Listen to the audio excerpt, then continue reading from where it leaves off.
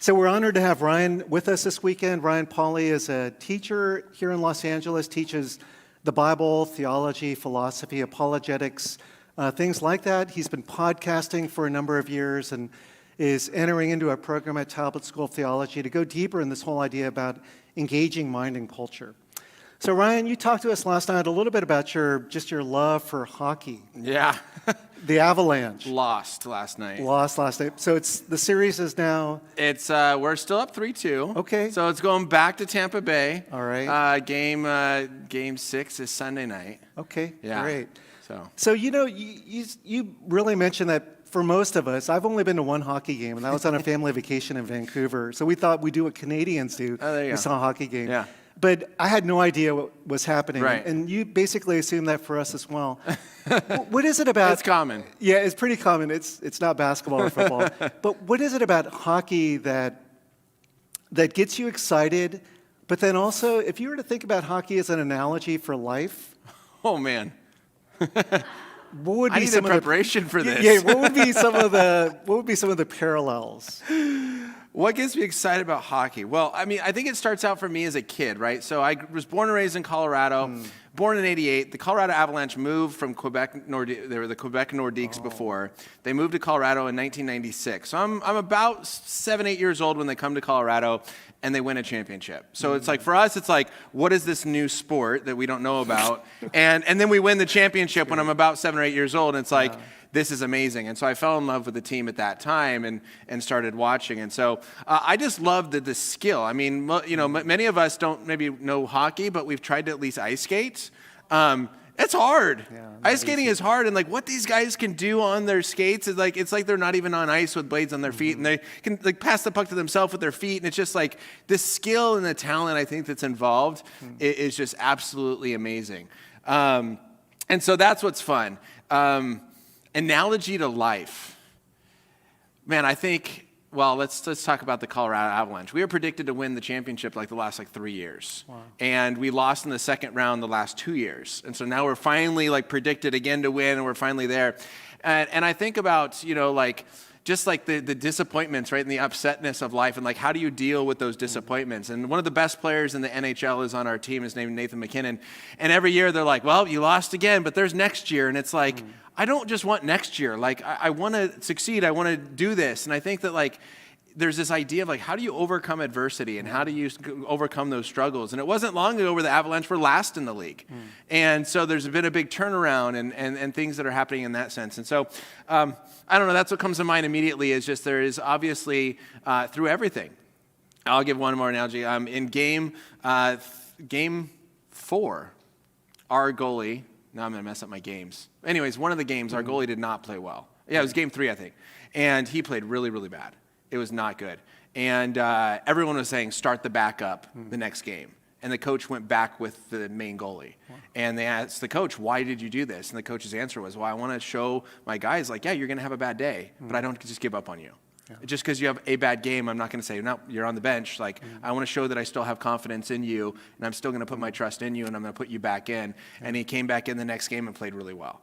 And so I think that's another kind of thing of like, how do you just overcome adversity? How do you deal with those sort of difficult situations when things don't go your way? And do you give up on those around you because they had a bad day, or do you still trust them in what they've done for you? And so that's what comes to mind. Oh, that's great. That's the beginning of a new talk. I like it. And so thank God for the coaches in our life, right? Either literally or metaphorically that give us that chance and opportunity. Absolutely. So being a teacher at your high school for the last 7 years. 7 years at my current school. So you've seen a couple classes go through. Yeah. And as you think of the classes that have graduated, come and gone, even from all around the world, and then you think back to your own days as a student in high school and what you wrestled with spiritually and your identity, your relationship with God. And so when you think back that way to where you were and to where the students are today, how are the challenges the same but also different? I think challenges are the same in the sense that we're dealing with the same issues, in a sense. Like history just kind of repeats itself. That's why we can read the New Testament and see what Paul is like, church, are you realizing this? And it's like, we're dealing with that same stuff today. And so I think in that sense, it's very similar. I think where the difference, though, is when I was in high school, social media just started. Right, that was like the time of MySpace. Facebook started when I was a senior in high school. And so what is happening now is that students are challenged and exposed to ideas that I was never exposed to. I didn't have all these other ideas trying to shape my worldview. I had my church community, my school community, my friends, and my family. And I even talked to my dad as well of growing up in a small town of Texas where everyone you know is at school with you and at church with you, and you're not aware of all the arguments against God and for atheism and all the postmodern things that we're going to talk about this morning. Like all these shaping ideas are not there. And I think with not only Hollywood, movies, entertainment, music, with social media, I think our students are just flooded with ideas. And so what's different is that we have to take the time to think about those ideas, because if we're not taking the time to show students a biblical approach to these issues, then they either assume what the culture says about Christians on those issues, which is often not good, or they assume the Bible has nothing to say about those issues. And so it's interesting. Of just this last, as I mentioned last week, I was on a worldview immersive experience in LA, and we talked about the Christian view of beauty and the Christian view of art and music. And the students are like, I've never thought about it this way. I've always just taken beauty's in the eye of the beholder. It's all subjective. It's all relative. Not like there's actually an objective standard of beauty, and God is that standard of objective beauty and how things relate to who God is. And there's things that are actually objectively ugly. And we can actually develop passions and desires for ugliness and not beauty. And so just presenting that in a biblical worldview, the students are like, I didn't know that you could actually think about these things in that way. And so I think those are kind of the challenges, but I think it's what makes the job fun. Okay, well, that's great. Well, thanks for including us as a part of your work. Absolutely. And being available. So look forward to this morning's talks. Thank you so much. Thanks. Yeah, I'm excited talking back about hockey. Game 6 is Sunday night. I fly to Utah Sunday night, and my team, the Colorado Avalanche, are playing against the Tampa Bay Lightning for the championship, and the team I'm working with on Sunday in Utah is from Tampa Bay. So I'm debating, do I throw on all my Avalanche stuff? And especially if they win, right? And then I show up at the house and say, welcome everybody. And I'm in all my Av stuff and their team just lost. Or maybe that'll get me off on the wrong foot right at the beginning. But anyways, no, I'm excited. And I'm looking forward to being here today. As we think about how do we engage the culture, how do we take what we think about Christianity, how do we think well and then engage the culture? One of the big issues we have to think about is just the very nature of truth. We have to think well of what is truth. We have to think about what truth is. How do we know what is true? And then how do we have those kind of conversations? Because our culture is giving us a message that is not the biblical worldview often when it comes to truth, and that is this topic of relativism. And we'll talk about this here in just a moment, defining some terms. Now, as I mentioned last night, I go on immersive experiences with an organization called Maven, and I was on an apologetics immersive experience up to Berkeley. We were on the UC Berkeley campus having conversations with students.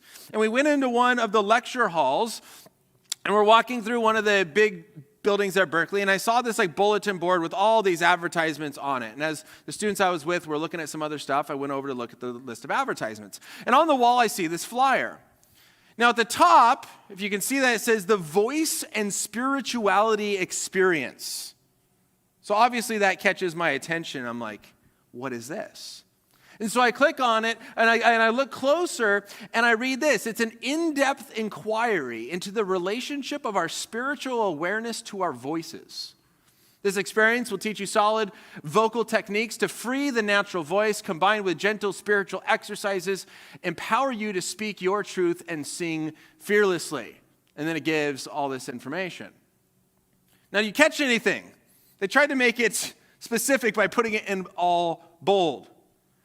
This spirituality and voice experience is going to teach you how to speak your truth. This is why we often hear this talked about in our culture. You have your truth and I have my truth.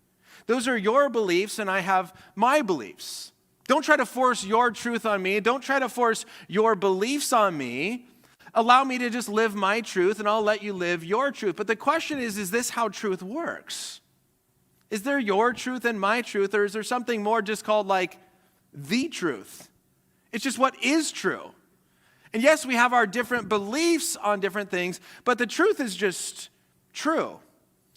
But we're starting to live in this culture where we start to see ourselves and we start to see truth as this thing that is relative to the individual.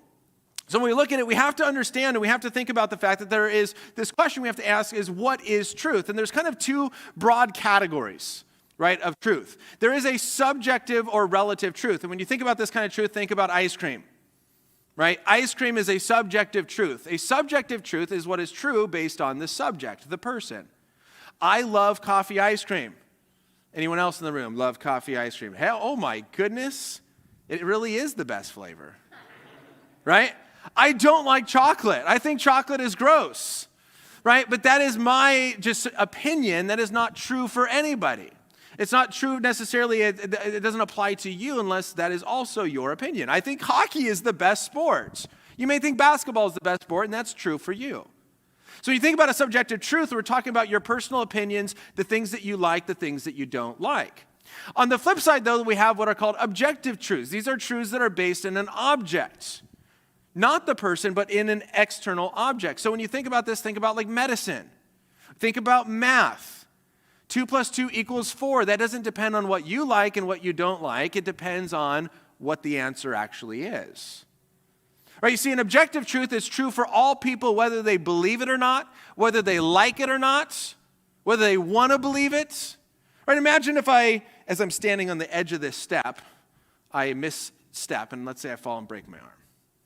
Like the bone is like sticking out of the skin. It's like gross, bad break. My arm is like dangling. You're like, oh my goodness, you broke your arm. Like, I don't think I broke my arm. Nope, I believe my arm is fine. Like, no, your arm's not fine. It's like, nope, it's not broken, it's not broken. I think it's fine. And then you go, but I don't want my arm to be broken, but it is. But that would be really bad for me if my arm was broken. I know, but it is. See, whether my arm is broken or not does not depend on what I want or what I like or what I think or what I believe. It depends on what is actually happening with my arm. And so we have to recognize that there are some truths that don't change based on us and our opinion. It's true for all people, whether they like it or not. So as a high school teacher, I have to always give tests after I teach something. So I'm going to test you on your ability to tell the difference between a subjective and objective truth. You think you can pass? We'll see. All right, so I'm going to put a statement on the board. And you have to tell me whether it's subjective or objective. So for example, statement 1, the guy's shirt is red. Who says objective? Who says subjective? Whose shirt are we talking about? If we're talking about your shirt, that's a true statement. If you're talking about my shirt, it's a false statement, but this is objective. Why? The color of someone's shirt does not change based on what you want it to be. Right? If you pointed at me and said that guy's shirt is red, that would be false. It doesn't become red because you want it to be red. Right? It's based on the color of the shirt, not based on your opinion, not based on your beliefs. Now, if I ask something like this, or said that something like red is the best color, who says objective? Who says subjective? Right? There you go. Someone may say, no, I think red is the best color, but someone else may think blue is the best color. Right? What color is best is going to change based on your opinions and your likes. All right, what about this one? Tropical island vacations are the best kind of vacation. Objective? Subjective. Wonderful, you're passing. Right? Some people may not like tropical island vacations. They want to go to the mountains or they want to go into the snow. What about this one? 2 + 2 = 4. Objective. What if the kid believes it's 7? He's wrong. I think this is important to point out, is sometimes telling someone that they're wrong can offend them, can make them upset. But isn't that the right thing to do sometimes? Like if you just let little kids, if like an elementary teacher let little kids believe that 2 + 2 is 22 and 3 + 3 is 33 by just combining the numbers together and go, good job, 100%. Like, that's like wicked in a sense. Like, that's like, what are you doing? Like, you're a bad teacher. But at the same time, if a teacher was like, hey, class, guess what? Little Johnny thinks 2 plus 2 is 22. Like, making fun of it. Like, that teacher also has major issues, right? Right? The loving, compassionate thing to do, and what we'll talk about towards the end, is to come alongside and say, hey, why did you think this is the answer? Why did you put 22 here? And try to help them align their beliefs and their thoughts with what is actually true. That is objective. All right, what about our next one? I rode my bike 150 miles in one day. Who says objective? Who says subjective? Do you know if I've done this? You don't. But guess what? It's still objective. Why? It doesn't matter whether you know if it's true or not. What matters is, does how far I rode my bike depend on what I think I did or what I've actually done? Does that make sense? So this is a false statement. I've only ridden my bike 102 miles in one day. I love road cycling. From Irvine down to San Diego. But the point is you don't have to know if something is true or false to know if it's objective or subjective. If I only rode my bike 10 miles and I say, well, I believe I rode it 150, it doesn't work that way. All right, so let's get a little bit more difficult. Atoms are consisted of protons, neutrons, and electrons. Objective? Wonderful, you guys get that one right. Science we often see as objective. What about this one? God exists. Who says objective? Who says subjective? All right, the answer is objective. Now notice we get a little bit more difficult when we switch from math and science, which most of us believe is clearly objective, and now we get into the area of religion. Think about it in a simple way. Yes, I do believe that God exists, and some people believe that he doesn't. But does our belief have the ability to bring a being in and out of existence? If I said, I believe that there's a horse on the stage next to me, does a horse pop into existence? Of course not. In the same way, if I believe that God exists, that doesn't make him exist if he doesn't.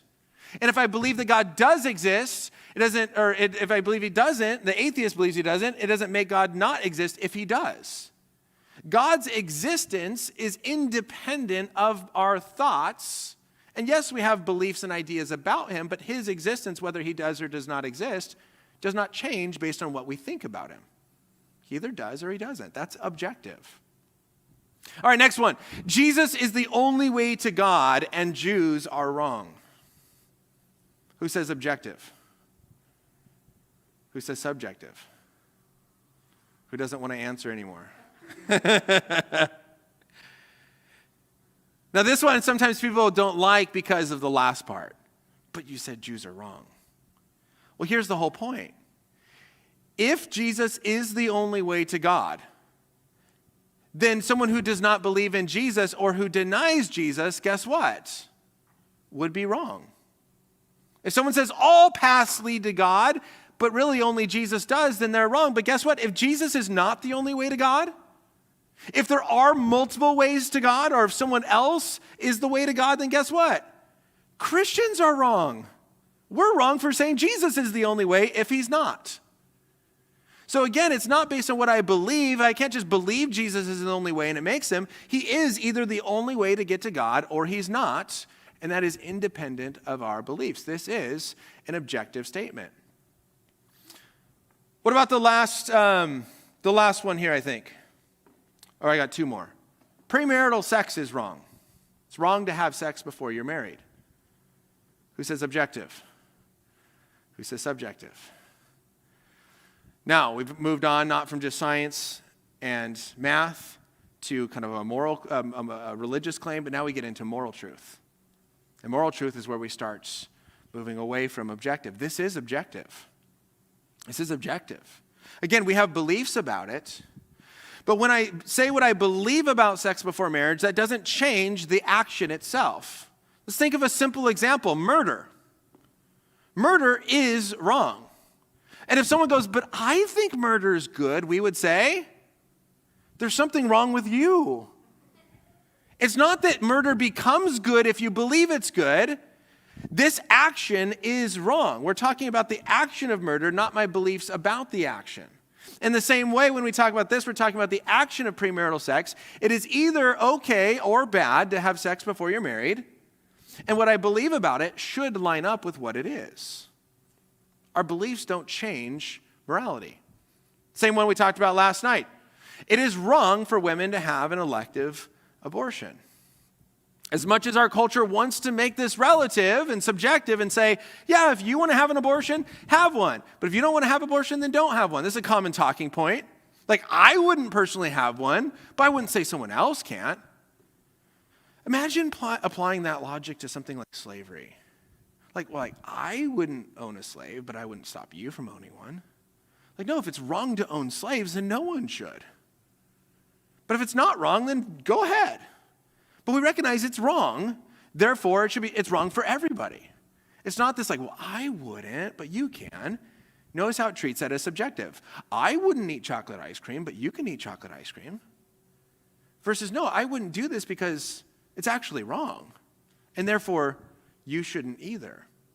Again, we're not just talking about our beliefs, we're talking about the actions. Now, but what we notice here is that there are some ideas that begin to shape us. And we'll talk about this a little bit more in session 2 of how, when it comes to science, we're good on objective truth, but as we get more into the areas of religion and morality, all of a sudden our culture starts to shift. So some things to point out, some truth about truth. Number 1 is that contrary beliefs are possible, but contrary truths are not. Yes, we can believe different things, but different things, contrary things, cannot both be true. 2 plus 2 can't be 4 and 7. Someone may think it's 7, but it can't be true.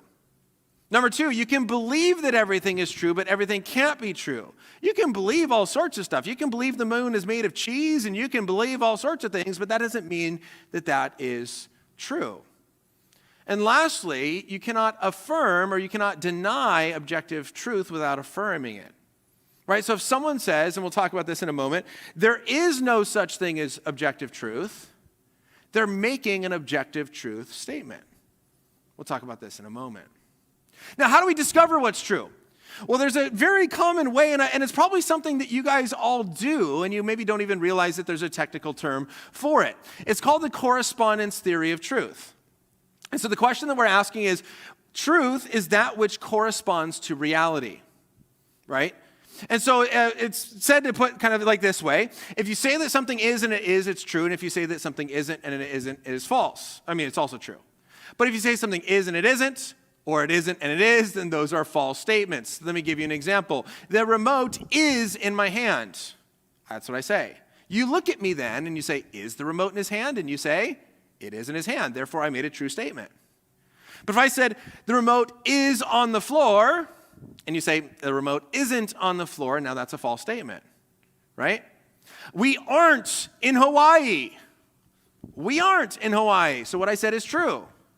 We are in Torrance, California. We are in Torrance, California. Therefore, what I said is true, right? And so what we want to do is we want to say, okay, what you are saying is what you say. Does that correspond to reality? You say it's raining outside. Is it raining outside? You go look for rain. If it is, that's a true statement. If it isn't, that's a false statement. Right? And this is what we do instinctively, but this is what philosophers call the correspondence theory of truth that help us understand what truth is and therefore help us understand what is when someone is saying is if what they're saying is false. Is what they're saying does not correspond to reality. Now, let me give you one other helpful tip to understand the difference between these in case you're still kind of wondering, and it's this. An objective truth can be false. So if I said, I right now am in Hawaii, my belief doesn't put me in Hawaii, it's a false statement. A subjective truth can never be false. So if I said, I like coffee ice cream, you can't say, false. No, that's what I like. Now, I could be lying to you, but it can't be false. Because if you're saying what is your opinion, if you're saying what is your belief, then that is your belief, and you can't be wrong about that. And so if someone makes a statement and you ask the question, could this statement be wrong? And if the answer is yes, you know you're talking about an objective thing. If it's like, no, they can believe whatever they want because it's their belief, then it's subjective. So let's give a few things. But someone might say, okay, Ryan, but there is no truth. There is no truth. What are you talking about? You apply the claim to itself. You ask them a question back, and you say something like, is that true? Is it true that there is no truth? Because if they say, yes, then guess what? You have truth. Right? It's a truth statement to say something like there is no truth.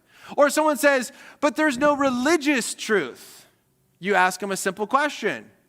Is that a religious truth? Is that a truth about religion? You see, it's like when I was talking to my nephew when he was much younger one day, and I said, hey, Tristan, can you speak Spanish?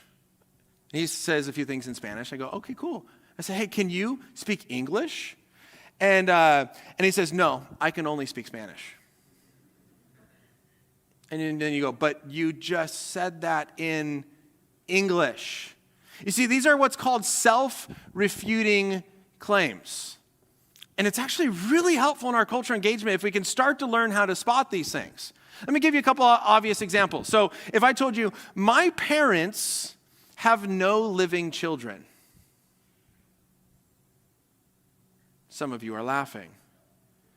Right? Because I affirm two opposite things. I affirm I have a parent, but then they have no children. But so if I have a parent, then that means they have a child. But if they have no living children, then I can't be their child. So by saying my parents have no living children, that can't be true. It's affirming two opposite contradictory things. Or if I said my brother is an only child, you're not like, let me talk to your brother. No, if I have a brother, then he's not an only child. Right? And so these are similar things, a little bit more sneaky, but to say there's no religious truth is a truth about religion, just like to say my brother's an only child is a point that he also has a brother, and he's not an only child. Or what if someone says something like this? I can't speak a word of English, like my nephew said. Well, didn't you just say that in English? Right? Now, oftentimes as Christians, we respond by saying, yes, you can. No, I can't. I can't speak English. Yes, you can. No, I can't. Often questions are very helpful. Questions make the other person think. So if they say, I can't speak a word of English, and they say, but did you just say that in English? I did. So doesn't that mean that you can speak English? They're like, no. I don't know what to say at that point. Or you can't know the truth about anything but science. There is no truth in anything but science. We'll talk about this more in our second session. The issue, though, is that a scientific truth? What science experiment was done to prove the statement that you can't know truth in anything but science? The challenge there is that is not a scientific statement. That is a statement of philosophy. So it's saying science is the only way to truth, but it's using philosophy to get to truth, meaning science is not the only way.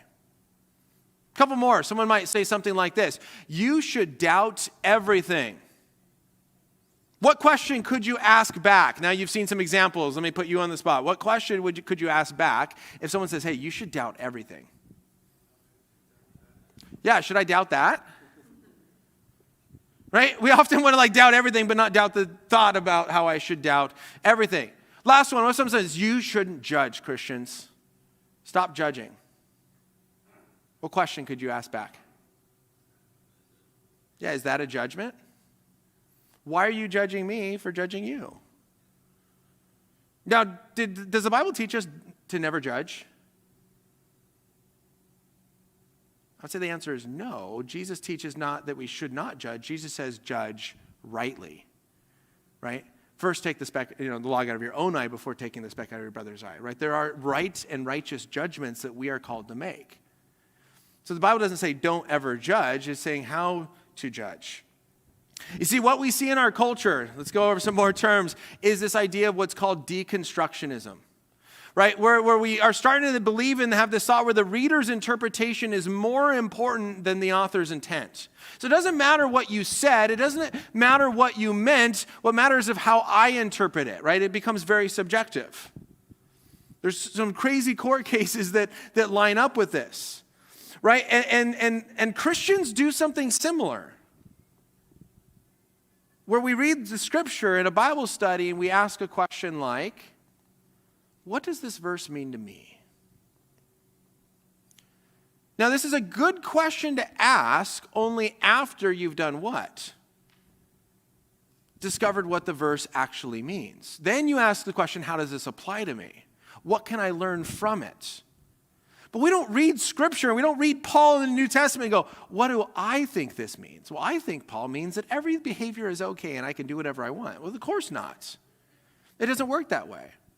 But sometimes we kind of fall into this trap where we start to think about these things and apply these ideas into our scripture reading, where it's not just, what does scripture say? What is the truth? What is God revealing? Now, how do I apply that? How do I shape my behaviors? How do I shape my feelings and my ideas to what is true? We start to think that maybe we are the arbiter of truth. We get to choose, and I get to decide what it means to me. It's my truth.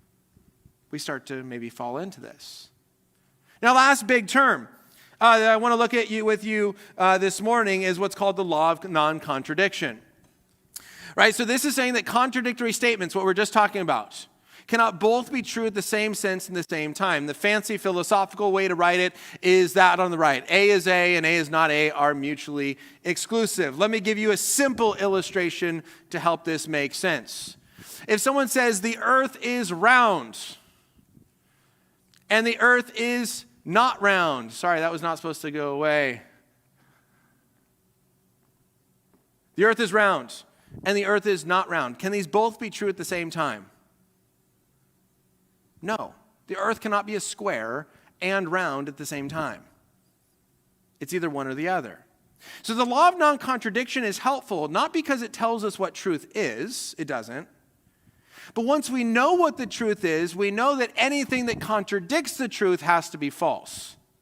So if we have proven that the earth is round, then to say it's a triangle is false, and to say that it's a square is false. The same way we know that 2 plus 2 is 4, to say it's 7 is false, or 10 is false, or 10,000 is false. Anything that contradicts the truth is false based on the law of non-contradiction. So how does this apply to our faith? How does this apply to Christianity? Well, very simple. Scripture teaches that Jesus is God, and others come along and say Jesus is not God. These can't both be true at the same time. This is not my truth. I believe Jesus is God, and that's true for me, and you believe Jesus is not God, and that's true for you. It doesn't work that way. Either Jesus is God or he isn't. And with the evidence pointing to the fact that Jesus is God, someone that comes along and says Jesus is not God would be wrong. A word our culture often doesn't like us to use or to hear. You see, we see this clearly in Scripture. And we see how relativism is undermining the core of Christianity. Right? We're in John 14:6. Jesus said to him, I am the way and the truth and the life. No one comes to the Father except through me. Jesus is making the claim that he is the only way to get to God. And so if someone's going to come along and say he's not the only way, there are other ways, those are contradictory statements. This is not just a belief that we have. This is a revealed truth that God has given us. This is objective. This is not just my opinion. This is what Jesus said. Me believing otherwise doesn't change it. So what do we do then? What do we do when we're trying to evaluate these claims and people are making lots of things? Let me give you 3 quick questions. Number 1, does the explanation redefine the facts? So if someone is making a truth claim and they're claiming something is true, we have to ask the question, but does this redefine what we see? So for example, I gave you the one last night where physicist Lawrence Krauss says the universe came from nothing. But then he redefines what nothing means. He says nothing is a bubbling, boiling brew of virtual particles coming in and out of existence. Well, that's redefining what the word nothing means to kind of fit a narrative that everything came from nothing. So we have to see are they starting to redefine words? Are they redefining facts so that their thing makes sense, but it only makes sense because they've changed some stuff? Number 2, we can ask the question, is it logically contradictory? This is what we just went over. So to say, my brother is an only child, you don't have to look for that. You don't have to interview my brother to figure out if he is or isn't. If I told you guys, you wouldn't believe it. Right outside these doors in this area of the lobby outside, I saw a square circle. So if you go grab it for me, I want to show it to you. Like, I'll give you $100 if you can go get the square circle. No one's like, oh, where is it? Let me go find it. It's logically contradictory to have a square circle. It's either a circle or a square. You can't have a square circle. And so you don't have to like, well, let me find some evidence. Let me see if this actually exists. It's like, no, that's logically contradictory. I don't even need to look for it. The last one would be, is it supported by evidence? People make a lot of claims in today's culture. The question is there any evidence that supports it? To give you an example, next week, actually tomorrow, I fly to Utah to lead a biblical immersive experience. We're going to the main Church of Jesus Christ of Latter-day Saints historical museum. And I toured that museum a few years ago, and it was a beautiful museum, wonderful exhibits. But all the artifacts there start with the life of Joseph Smith in the 1800s. So after I went through the museum, I went up to the info counter and I said, hey, I have a question for you. The Book of Mormon talks about these people, the Lamanites and the Nephites, living over here in the New World. I said, do you have any evidence for the existence of the Nephites or the Lamanites? The guy said, that's a really good question. Let me see. And the lady next to him said, what did he ask? He said, he's asking if we have any Nephite artifacts. She goes, we don't have any here. I said, oh, where are they? She goes, we actually don't have any anywhere. I then went across the street into the conference center. We went on the conference center tour where there's these beautiful, huge murals and paintings of these Lamanite, Nephite cities and all this kind of stuff in the New World. And I asked the guy, I said, where are these cities? They're huge stone structures. Not Siri, city. I hate this watch for that reason. I just got it. It was a gift. And he goes, we actually don't know where any of these cities are. And I said, why not?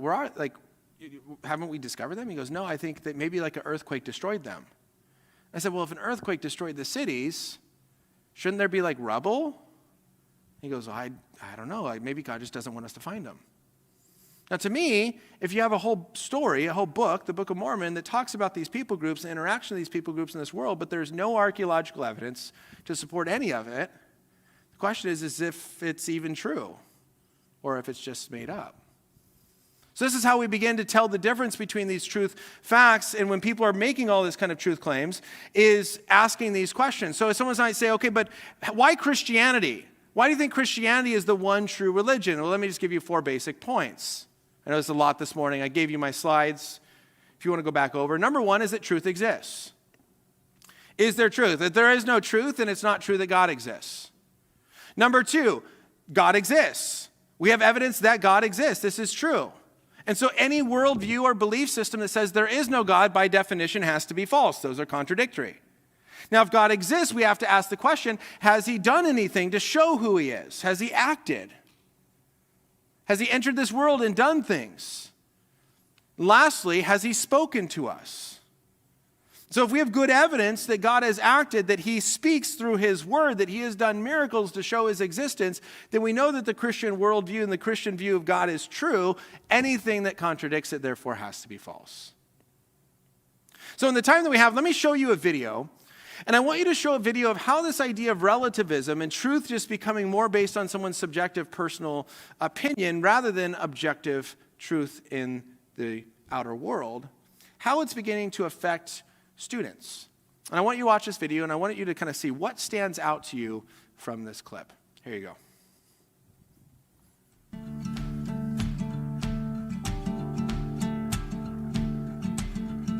There's been a lot of talk about identity lately, but how far does it go? And is it possible to be wrong? We went to the University of Washington to find out. Are you aware of the debate happening in Washington State around the ability to access bathrooms, locker rooms, spas based on gender identity and gender expression? I think people should be able to have access to the facility. I think bathrooms could and potentially should be gender neutral because there doesn't need to be a classification for differences.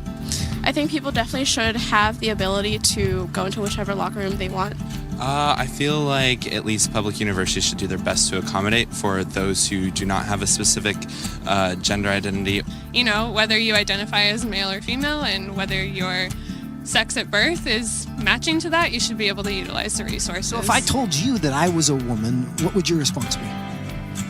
Good for you. Okay. Like, yeah. Nice to meet you.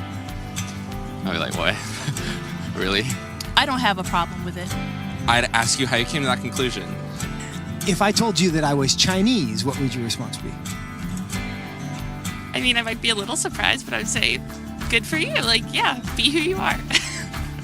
I would maybe think you had some Chinese ancestor. I would ask you how you similarly came to that conclusion and why you came to that conclusion. I would have a lot of questions just because on the outside I would assume that you're a white man.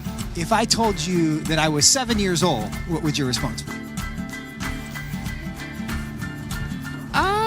I wouldn't believe that immediately. I probably wouldn't believe it, but I mean, it wouldn't really bother me that much to go out of my way and tell you, no, you're wrong. I'd just be like, oh, okay, he wants to say he's 7 years old. If you feel 7 at heart, then then so be it. Yeah, good for you. So if I wanted to enroll in a first grade class, do you think I should be allowed to? Probably not, I guess. I mean, unless you haven't completed first grade up to this point and for some reason need to do that now. If that's where you feel like mentally you should be, then I feel like there are communities that would accept you for that. I would say so long as you're not hindering society and you're not causing harm to other people, I feel like that should be an okay thing. If I told you I'm 6 feet 5 inches, what would you say? That I would question. Why? Because you're not. No, I don't think you're 6'5". If you truly believed you're 6'5", I don't think it's harmful. I think it's fine if you believe that. It doesn't matter to me if you think you're taller than you are. So you'd be willing to tell me I'm wrong? I wouldn't tell you you're wrong. No, but I say that I don't think that you are. I feel like that's not my place as like another human to say someone is wrong or to draw lines or boundaries. No, I mean, I wouldn't just go like, oh, you're wrong, like that's wrong to believe in it. Because I mean, again, it doesn't really bother me what you want to think about your height or anything. So I can be a Chinese woman. You sure. But I can't be a 6'5" Chinese woman. Yes. If you thoroughly debated me or explained why you felt that you were 6'5", I feel like I would be very open to saying that you were 6'5", or Chinese, or a woman. It shouldn't be hard to tell a 5'9" white guy that he's not a 6'5" Chinese woman. But clearly it is. Why? What does that say about our culture? And what does that say about our ability to answer the questions that actually are difficult?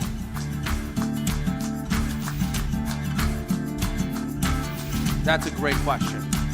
If we can't answer as a culture basic questions, what does that say about our ability to answer questions that actually are difficult? The ones that actually do matter. The ones that do have an effect on society. Right? Notice what the one girl said. I don't think it's my place to tell another human that they are wrong. I am not in a place to draw lines, really, with anything. What about something like rape? What about something like slavery? What about something that's actually child abuse? Like, can you say, like, no, that's wrong? Or would you look at a father abusing his child and be like, well, I mean, that's what you want to do. Like, I hope not.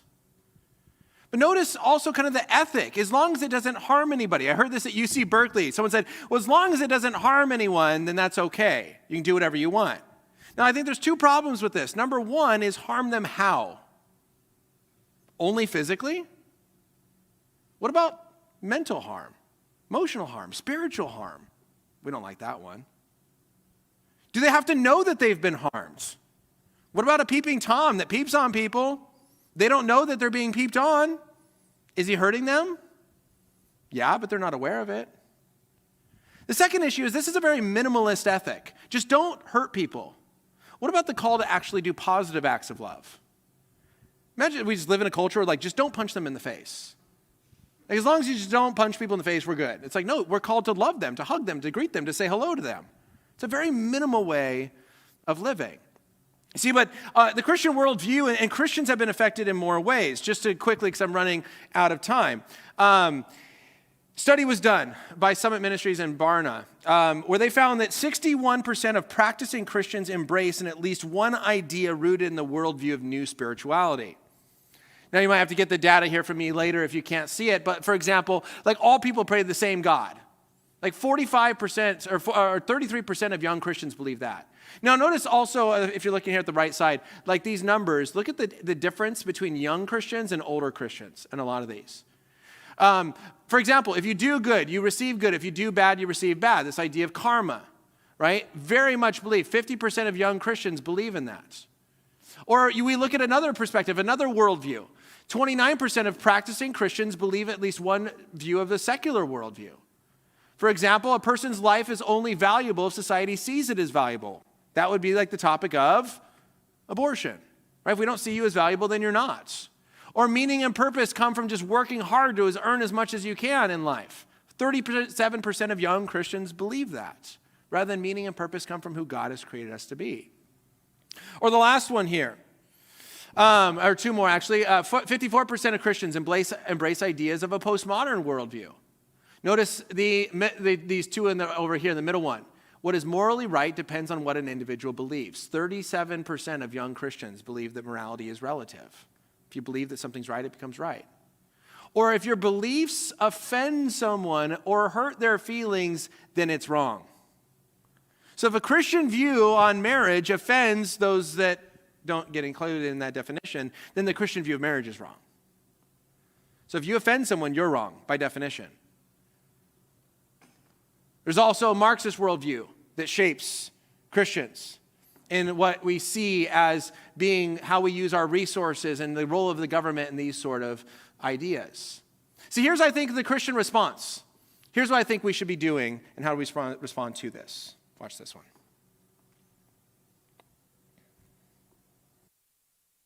Seven, who now self-identifies as a 6-year-old girl. What do you think of that?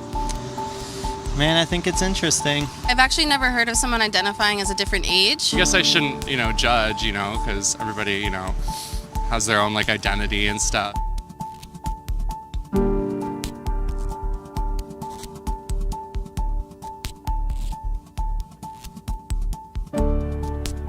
It's liberated me, and I don't have to act my age. And by not acting my age, I don't have to deal with the reality that was my past. I don't have to think about adult stuff. I still drink coffee and drive a car, right? Even my tractor, but I still drive the tractor as a little kid. I drive my car as a little kid. Our culture is so unwilling to define boundaries, so afraid of being perceived as judgmental, that they won't even recognize simple traits like age, sex, or skin color as unchangeable. If I were to say, I feel black, does that make me black? Not necessarily, it doesn't. I believe you just are what you are. I don't think you really become or be anything. I don't think so, because that's a biological law. There should be a difference between mental state and biological appearance. If a 65-pound woman came up to me and said, I'm fat, the kind, compassionate thing to do is to help her see herself in a way that conforms to reality. So is there any limit to what somebody can self-identify as? If you can find the resources to be the thing you want to be, you can do that. We're not ready for that. We are just now becoming more aware of social issues in regards to how you identify. If I identify as a 65-year-old, can I draw Social Security? If I say I feel like a Native American, do I qualify for Native scholarships? If I identify as a paraplegic, can I get one of those little handicap decals for my car? The real problem is that people don't want to deal with reality. I was never allowed to be a little girl. So I'm filling that tank of little girl experiences. It's easy, it's innocent. It's like just play. Everything becomes a game. Everything I imagined couldn't happen is happening.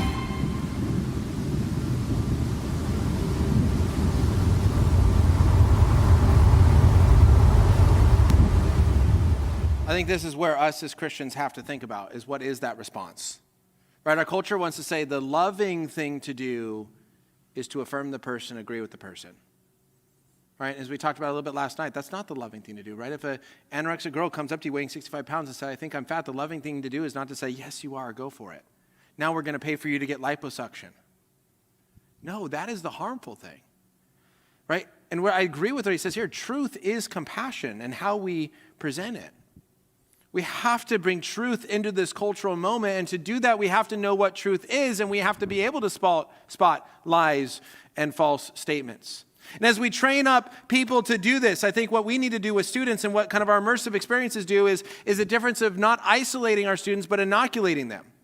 Right, where a study was done at Yale University, and we have the same idea with viruses, is if you want to truly stop something, you don't just put someone in a bubble, but you give them a little bit of it. You expose them to it.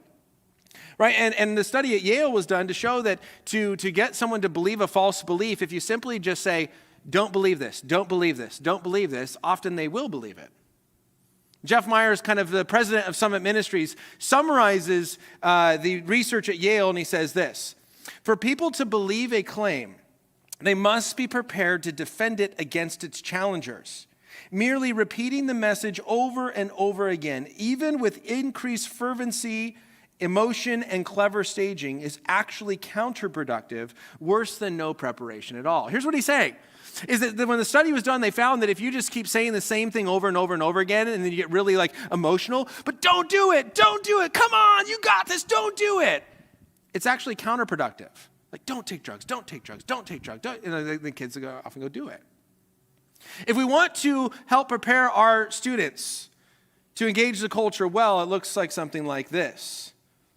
The antidote to indoctrination is to tell them the truth, expose them to the lies that would deceive them, show them how to refute those lies, and then prepare them with the thinking skills necessary to continue resisting falsehood.